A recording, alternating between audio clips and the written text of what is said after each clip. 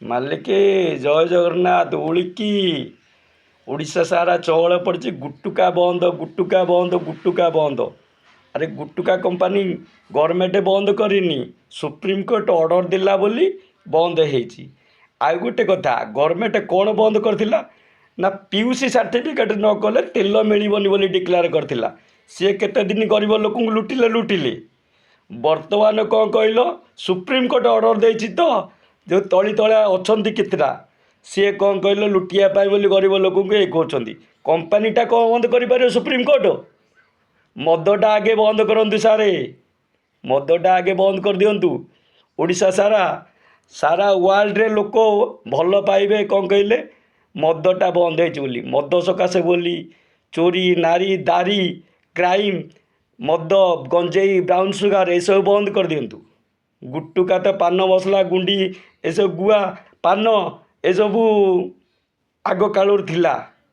ବର୍ତ୍ତମାନ ଗୁଟୁକା କାଳରୁ ଟଙ୍କାଟା ବିକ୍ରି, ଟଙ୍କାରୁ 1.5 ଟଙ୍କା ବିକ୍ରିଲା, 1.5 ଟଙ୍କାରୁ 5 ଟଙ୍କା ବିକ୍ରିଲା, 5 ଟଙ୍କାରୁ ଆଉ କିଛି ବଢ଼େଇବା ପାଇଁ।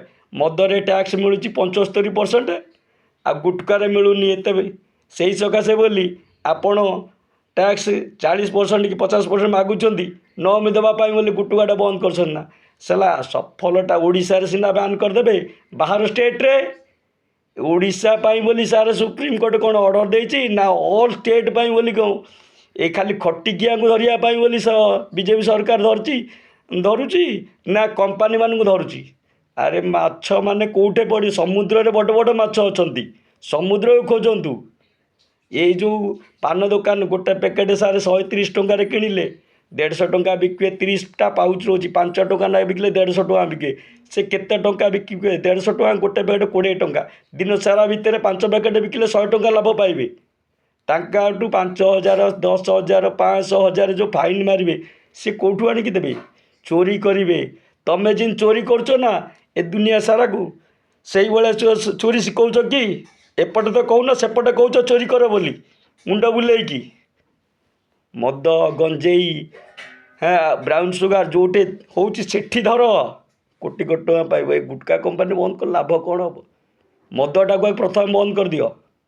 ଯଦି ପାରୁଛ ସୁପ୍ରିମକୋର୍ଟ ଅର୍ଡ଼ର ଦେଉ, କମ୍ପାନୀ ବନ୍ଦ ହେଇଯାଉ ଗୁଟକାର। ଆମେ ବି ଚାହୁଁଛୁ ଭଲ। ମୁଁ ଅକ୍ଷମ ହ୍ୟାଣ୍ଡିକ୍ୟାପ୍ ଲୋକ ଆଜ୍ଞା। ସାର୍ ଯଦି ଭୁଲ ଥିବେ କ୍ଷମା କରିଦେବେ।